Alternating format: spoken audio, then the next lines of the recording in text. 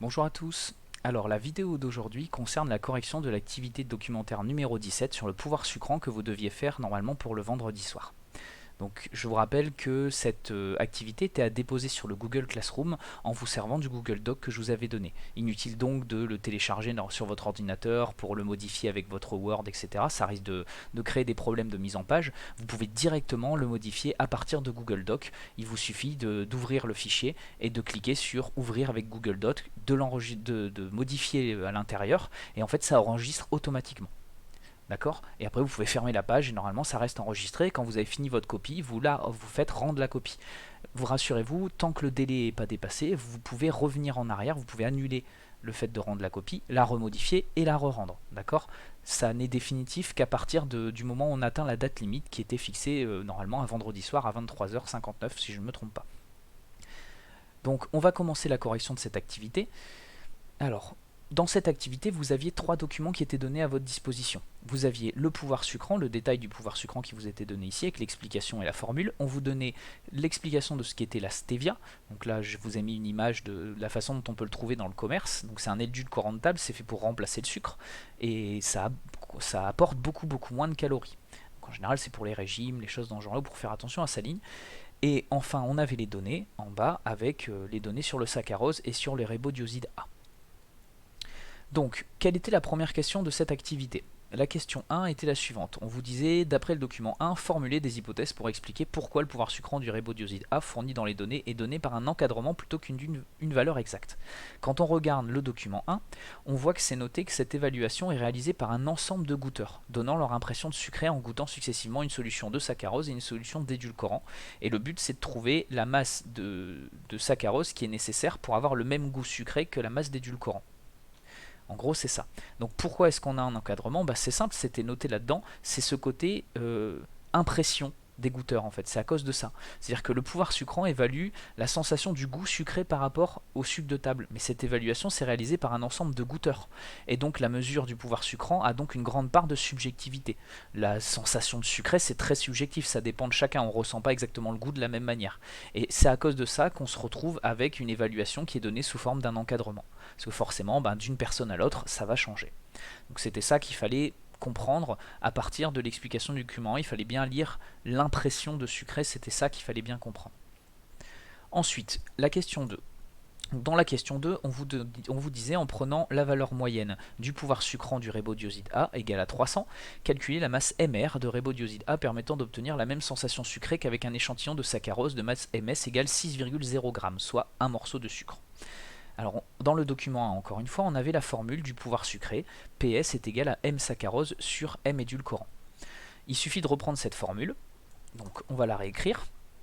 PS, le pouvoir sucrant, qui est égal à la masse de saccharose divisé par MR, la masse de ribodioside A. La masse de saccharose, elle nous est donnée, c'est 6,0 g. Et la masse du ribodioside A, c'est ce qu'on cherche. Donc là, on aurait même dû inverser la formule tout de suite avant de faire l'application numérique, parce que ce qu'on cherche, c'est MR. De ce fait-là, il faut transformer la formule pour obtenir MR d'un côté et tout le reste de l'autre. Donc le MR va se retrouver au numérateur et le PS va venir au dénominateur, ce qui va nous donner MR est égal à MS sur PS. Maintenant, on fait l'application numérique. Ça nous donne, l'application numérique nous donne MR est égal à MS qui est 6,0 divisé par le pouvoir sucrant qui est de 300. Alors faisons le calcul. J'affiche la calculatrice. Hop, voilà. Donc si on fait le calcul, ça nous donne 6 divisé par 300. Et ça nous donne le résultat sous forme scientifique, je l'avais déjà fait juste au-dessus. Donc je vous rappelle, pour ceux qui ont encore du mal avec la calculatrice pour la mettre en mode scientifique, il suffit d'aller dans mode, ici, et vous avez à la deuxième ligne normale et SCI qui veut dire scientifique. Donc il suffit de mettre en scientifique et à partir de ce moment-là, tous vos résultats seront donnés en version scientifique. Ensuite vous faites seconde, quitter et vous revenez à l'écran de départ. Donc on a donc un résultat qui est égal à 2,0 parce qu'attention, on a deux chiffres significatifs ici, 3 chiffres significatifs ici, on doit donc garder 2 chiffres significatifs. Donc on ne peut pas se contenter de noter uniquement 2 10 puissance moins 2, on doit marquer 2,0 fois 10 puissance moins 2 grammes. Voilà le résultat pour la masse de ribodioside qui est nécessaire, donc qui permet d'avoir la même sensation sucrée qu'un échantillon de saccharose de masse 6 grammes. Maintenant, question suivante, on nous demandait en B de calculer les nombres d'entités NR et NS présentes dans les échantillons d'édulcorants de masse MR de saccharose et de masse MS. Enfin, de masse MR d'édulcorant et de masse MS de saccharose. Alors on va effacer ça. Donc on va peut-être le noter dans un coin histoire de s'en souvenir. On a calculé que MR, noté ici, MR c'est égal à 2,0 fois 10 puissance moins 2 grammes. Voilà. Maintenant, on va effacer le reste. Alors, la question B nous demande de calculer le nombre d'entités NR et NS présentes dans les échantillons d'édulcorants de masse MR et de saccharose de masse MS. Qu'est-ce qu'on a comme formule pour nous calculer les nombres d'entités? On a notre formule du cours qui est le nombre d'entités est égal à la masse totale sur la masse d'une entité, d'une seule entité, donc d'une molécule, d'un atome, etc. Maintenant, on va l'utiliser justement pour calculer NR et NS qui nous intéressent. Prenons NR par exemple. NR, ça va être le nombre de molécules de ribodioside. Ça va être donc la masse totale de ribodioside qu'on a calculé à la question d'avant, c'est 2,010 puissance moins 2 grammes. Donc, on va mettre déjà la formule littérale, MR sur M entité, donc ça va être M ribodioside, donc on va marquer M C44H70 O23, c'est la molécule. Donc voilà la formule littérale. Maintenant on fait l'application numérique. L'application numérique, ça nous donne, j'ai pas besoin de mettre un égal là, ça nous donne NR qui est égal à MR. On l'a calculé, on a dit c'est 2,010 moins 2 grammes, divisé par la masse d'une molécule. Alors attention, la masse qui nous est donnée ici, c'est une masse qui est exprimée en kilogrammes, 1,6 moins 10 puissance 21. Il faut donc la convertir en grammes. Ou alors, vous la laissez en kilogrammes et vous convertissez la masse MR en kilogrammes. À ce moment-là, si vous faites ça, ça sera 2,010 puissance moins 5 kg, parce qu'un gramme, c'est 10 puissance moins 3 kg. Là, j'ai laissé en grammes, donc je vais convertir cette valeur-là, la valeur de M, c'est 44H70 au 23, qui est ici, en grammes. Donc ça va nous donner 1,6 fois 10 puissance combien? Eh bien, c'est moins 21, et on se souvient que 1 gramme, 1 kg, c'est 1000 grammes. De ce fait-là, il faut multiplier par 10 puissance 3, ce qui va nous donner 10 puissance moins 18. Voilà. Donc maintenant, si on fait le calcul, ça va donner quoi? Je vais afficher la calculatrice. Alors si on fait le calcul, ça va nous donner donc 2,0. Alors on n'oublie pas les parenthèses pour pas faire d'erreur. 2,0 multiplié par 10. Je vais recommencer. 2,0 multiplié par 10 puissance, on a dit moins 2, divisé par, alors là vous pouvez, là c'est l'écriture classique en fois 10 puissance, vous pouvez aussi l'écrire comme ça, vous pouvez noter, pour noter 1,6 fois 10 puissance moins 18, vous notez 1,6, vous faites seconde, E, et ça fait la même chose. 10 puissance moins 18. Je vous rappelle que dans la calculatrice, le E veut dire la même chose que fois 10 puissance. Par contre, attention, c'est une écriture de calculatrice, donc je ne veux pas voir de E dans les copies. Dans les copies, il faut toujours me l'écrire sous la forme fois 10 puissance. Donc vous n'écrirez pas 1,6 E moins 18, vous écrirez 1,6 fois 10 puissance moins 18. Alors, si on fait ce calcul, ça nous donne quoi? Ça nous donne 1,25 fois 10 puissance 16. Donc là, on a combien de chiffres significatifs? Il faut faire attention à ça avant de donner le résultat. On a 2 chiffres significatifs ici, 2 chiffres significatifs ici, donc il faut laisser 2 chiffres significatifs. Donc on met 1,25, on le transforme en 1,3, parce que 1,25, c'est 5, donc on arrondit au supérieur. 1,3 fois 10 puissance, on a dit 16. 1,3 fois 10 puissance 16, et il n'y a pas d'unité parce que c'est NR, c'est un nombre de molécules. Donc voilà une autre donnée qu'on a calculée, on va le noter ici. NR est égal à 1,3 fois 10 puissance 16. Maintenant, il nous faut calculer NS. Donc on va faire la même chose pour NS. Alors, on va effacer tout ça. Et on va écrire la formule qui va avec. Donc qui va avec NS cette fois-ci. Donc ça va être NS qui est égal à la masse de saccharose sur la masse d'une entité de saccharose. Le saccharose, c'est la formule brute. C12, H22, O11. Donc c'est la masse d'une molécule de saccharose. On fait l'application numérique. Ça nous donne quoi? Ça nous donne NS qui est égal à la masse de saccharose. Donc la masse de saccharose, on savait que c'était 6 grammes. donc 6,0 grammes, divisé par la masse d'une entité, c'est 5,7 fois 10 puissance moins 22, mais attention encore une fois il faut le convertir en grammes, donc ça va faire 10 puissance moins 19. Et si on fait ce calcul, ça nous donne quoi? 6,0 divisé par 5,7 10 puissance moins 19. Et ça nous donne le résultat suivant. Donc 1,1, on va le noter, parce qu'attention encore une fois aux chiffres significatifs, deux chiffres, on en garde 2. Donc ici on va arrondir au supérieur parce que c'est un 5, donc quand c'est 5 ou plus, on arrondit au supérieur. Donc ça va nous donner 1,1 fois 10 puissance 19. Donc on va le noter là-bas en dessous, 1,1 fois 10 puissance 19 molécules. Voilà. Donc là, on a répondu à notre question B, qui nous demandait de calculer le nombre d'entités présentes dans l'échantillon. Maintenant, la question C nous demande, afin de passer d'une description microscopique à une description macroscopique, on regroupe les entités, ici les molécules, par paquet de 6,02 10 puissance 23. Donc c'est la constante d'Avogadro, c'est la mole. Calculer le nombre de paquets. Donc quand on vous parle de nombre de paquets, évidemment, vous le savez maintenant que vous avez vu le cours.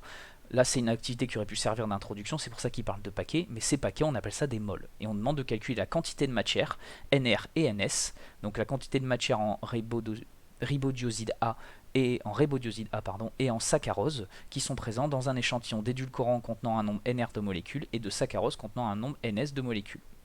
Donc, on va répondre à cette question. On va effacer ça. Voilà. Alors, question C. Donc la question C nous demande de calculer NR. Donc on sait que la formule c'est N est égal à grand N sur le nombre d'Avogadro. Donc on va le faire pour NS. ENR d'abord. NR ça va être grand NR, le nombre de molécules de ribodioside, divisé par le nombre d'Avogadro. Je fais l'application numérique. Ça nous donne NR qui est égal à grand NR, on l'a noté ici, c'est 1,3 fois 10 puissance 16. Le tout divisé par, donc je fais des traits pas très droits, hein, mais comme je le fais au crayon à la main, forcément, vous essayez d'utiliser une règle quand même, quand vous faites ce genre de choses. Donc sur le nombre d'Avogadro qui est 6,02 fois 10 puissance 23. Quand on fait ce calcul, ça nous donne le résultat suivant. Alors, faisons le calcul. 1,3 fois 10 puissance 16 divisé par 6,02 10 puissance 23. Ce qui nous donne 2,15 10 puissance moins 8. Alors là, on fait encore attention aux chiffres significatifs. Donc là, les chiffres significatifs, on en a 2 et 3. Donc le minimum, c'est 2. On va donc garder deux chiffres significatifs, 2,2. Parce que c'est un 5, donc on arrondit au supérieur. 2,2 fois 10 puissance moins 8. Et l'unité, c'est mol. Maintenant, si on fait la même chose pour NS, ça va être de ce fait-là grand NS sur NA, ce qui va nous donner 1,1 10 puissance 19, le NS qu'on a trouvé, hein, qui est là. Ici, je vous le montre, hop, c'est celui qu'on a trouvé avant. Le tout divisé par 6,02 fois 10 puissance 23. Et ça nous donne quoi en résultat? On va reprendre le calcul d'au-dessus. Ça ira plus vite. Et on remplace la valeur. Ici, on a 1,1 10 puissance 19. Et ça nous donne 1,82, etc., etc., 10 puissance moins 5. Encore une fois, deux chiffres significatifs. Là, c'est un 2 cette fois-ci. Donc on arrondit à l'inférieur. Ça nous donne 1,8 10 moins 5. 1,8 10 puissance moins 5 mol. Voilà les quantités de matière d'édulcorant qui contient un nombre NR de molécules et de saccharose contenant un nombre NS de molécules. Je vous rappelle, ça s'appelle la quantité de matière et ça s'exprime en mol. Maintenant qu'on a ces résultats-là, on va pouvoir répondre à la question 3. Donc la question 3, c'était celle-là.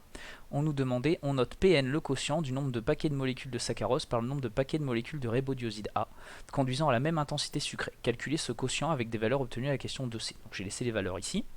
Donc là, question 3 nous demande de calculer Pn, le quotient du nombre de paquets de molécules de saccharose, c'est-à-dire la quantité de matière de saccharose, divisé par le nombre de paquets de molécules de riboglycide, donc la quantité de matière de riboglycide. Par la suite, on ne parlera plus de nombre de paquets, on parlera de quantité de matière. C'est pour simplifier les choses, encore une fois, c'était une activité qui pouvait être faite en introduction de chapitre, donc ils ont parlé directement de paquets pour pas perturber tant qu'on n'avait pas vu la quantité de matière. Maintenant qu'on la connaît, on va parler de quantité de matière. Donc NS sur NR, le NS on l'a juste en dessous, donc NS est ici 1,8 10-5, 1,8 fois 10-5, et divisé par NR, c'est 2,2 fois 10 puissance moins 8. Quand on fait ce calcul, je vais vous donner le résultat directement, ça nous donne 8,1 fois 10 puissance 2, et il n'y a pas d'unité parce qu'on a divisé des moles par des moles. Donc c'est le rapport entre les deux. C'est censé être, on va dire, le pouvoir sucrant, mais en termes de nombre de moles, au lieu de parler en masse, comme le PS qu'on a calculé au début. Alors, il nous reste maintenant à voir la question 4. Donc la question 4 nous demande, le pouvoir sucrant PS est souvent assimilé à tort à la capacité qu'a une molécule de sucrer davantage que le saccharose. On entend ainsi, la stevia sucre 300 fois plus que. Et en disant ça, justement, on fait comme si c'était la molécule de stevia qui sucrait 300 fois plus fort qu'une molécule de saccharose. C'est-à-dire qu'en gros, il suffirait de mettre 300 molécules, il faudrait 300 molécules de saccharose pour sucrer autant qu'une molécule de stevia. Or c'est faux parce que quand on justement fait le calcul en 3, le calcul qu'on vient de faire, on a justement divisé la quantité de matière de saccharose par la quantité de matière de ribodioside A, donc de stevia. Et si c'était le cas, si une molécule de stevia sucrait 300 fois plus qu'une molécule de saccharose, on devrait trouver en résultat 300. Il devrait y avoir 300 fois plus de molécules de stevia, de ribodioside, que de saccharose pour obtenir justement le même pouvoir, c'est-à-dire le même goût sucré. Or on trouve 810, on ne trouve pas 300. Ce qui nous montre bien que ça n'a rien à voir. Et c'est pour ça que cette affirmation est fausse. On ne parle pas de molécules quand on parle de pouvoir sucrant, on parle de masse.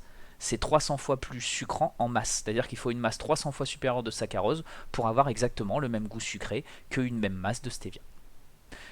Et voilà, la correction est terminée.